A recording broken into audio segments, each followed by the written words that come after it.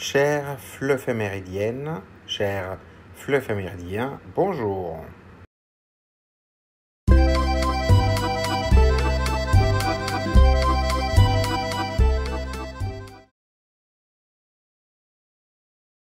Créer pour valoriser la création architecturale et sensibiliser le public à la qualité du cadre de vie, les Journées nationales de l'architecture permettent à chacun de découvrir les bâtiments, les métiers et les savoir-faire du secteur.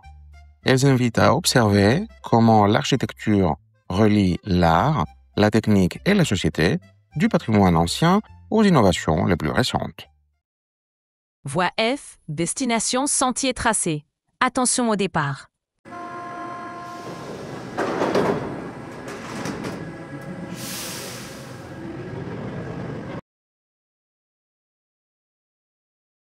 Première question.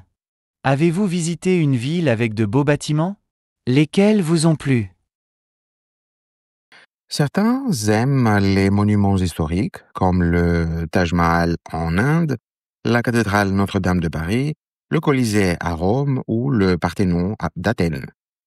D'autres préfèrent les bâtiments modernes aux formes originales, comme le Centre Pompidou à Paris, la Sagrada Familia à Barcelone, l'Opéra de Sydney ou le Burj Khalifa à Dubaï. Les apprenants peuvent dire aussi ce qu'ils ont ressenti, de l'admiration, de la surprise ou simplement de la curiosité devant ces constructions impressionnantes.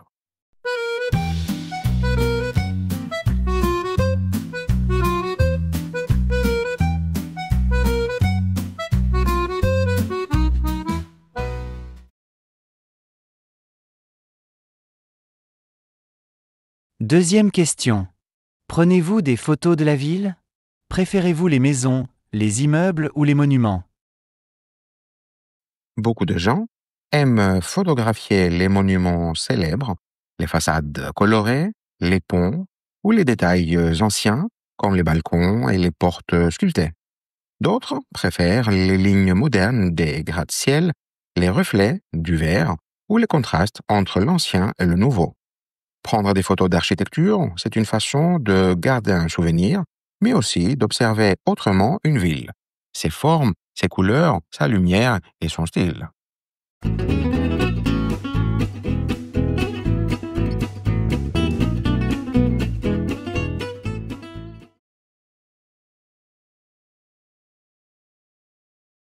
Troisième question.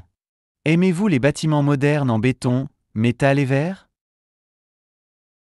Certains trouvent les bâtiments récents, élégants, lumineux et pratiques, car ils symbolisent le progrès et la modernité.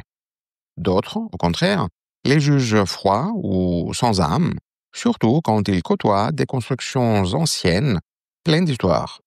On peut donner comme exemple les musées aux formes spéciales, les immeubles de bureaux aux façades vitrées, les gares spacieuses et lumineuses, les centres commerciaux avec de grands espaces, les bibliothèques tout en verre, les stades, les aéroports ou les salles de concert au style futuriste, ainsi que les hautes tours qui dominent les villes.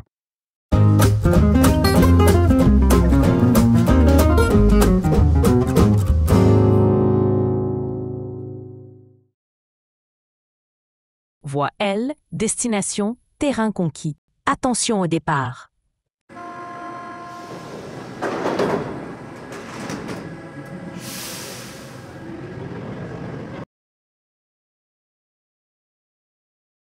Première question. Comment l'architecture moderne diffère-t-elle de l'architecture traditionnelle dans votre pays? Préférez-vous les bâtiments anciens ou modernes? L'architecture traditionnelle utilise souvent des matériaux locaux, comme la pierre, le bois ou la terre, et suit le climat et les coutumes d'une région. L'architecture moderne, quant à elle, mise sur le verre, le métal ou le béton, et cherche la fonctionnalité ou l'innovation. Certains préfèrent le charme et l'histoire des bâtiments anciens, d'autres apprécient la lumière et le confort du moderne. Bref, les deux styles ont chacun leur beauté et leur rôle dans la ville.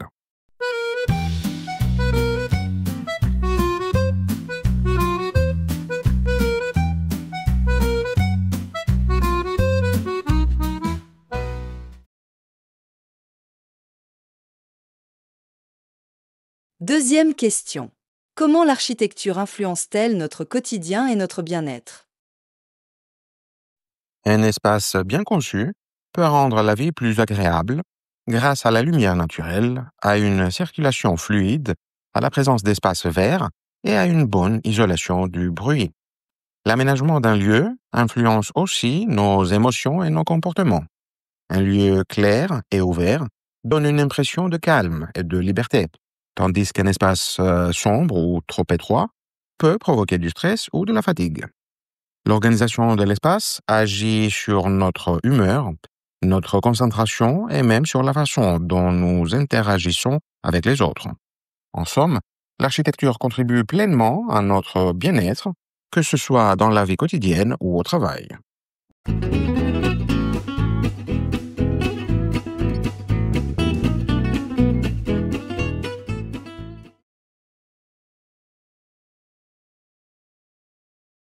Troisième question. Comment l'architecture peut-elle contribuer à la durabilité et à la protection de l'environnement?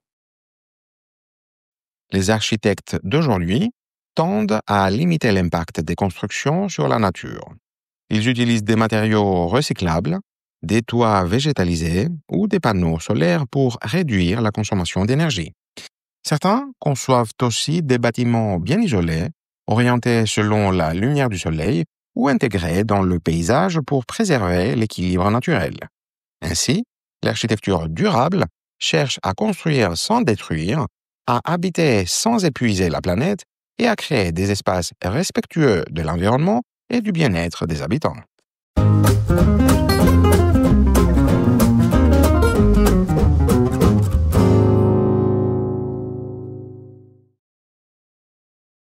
Voie E, destination, sommet atteint. Attention au départ.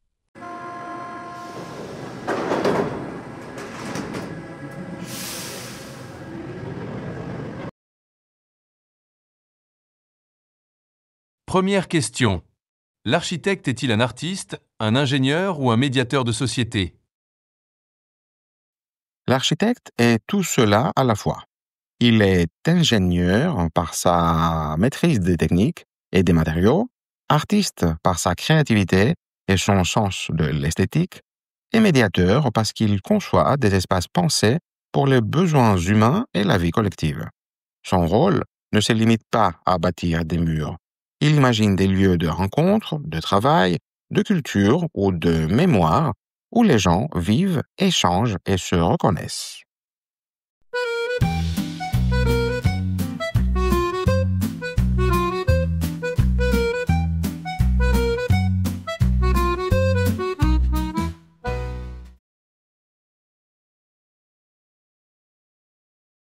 Deuxième question. L'architecture doit-elle être avant tout esthétique ou fonctionnelle?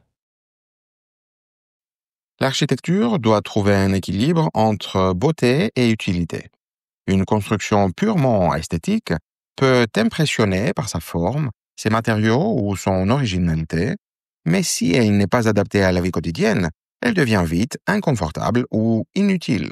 À l'inverse, une architecture uniquement fonctionnelle, pensée pour l'efficacité et le coût, risque d'être froide et sans identité. Un bâtiment réussi doit donc allier les deux dimensions, offrir des espaces agréables à vivre, bien pensés, tout en inspirant ceux qui les habitent ou les visitent. C'est dans cette harmonie entre forme et fonction que l'architecture devient à la fois utile et humaine.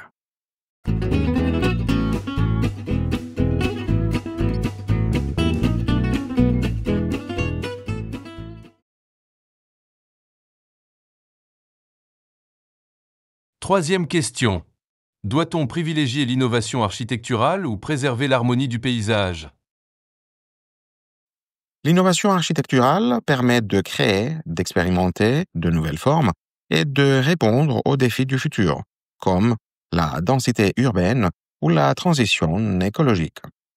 Elle reflète l'audace et l'évolution des sociétés. Cependant, cette créativité ne doit pas effacer l'existant. Un bâtiment s'inscrit toujours dans un paysage, une histoire, une culture. Préserver l'harmonie du lieu, c'est respecter sa mémoire et son équilibre visuel. La véritable réussite consiste donc à concilier modernité et continuité, à inventer sans dénaturer, car une architecture durable est celle qui dialogue avec son environnement.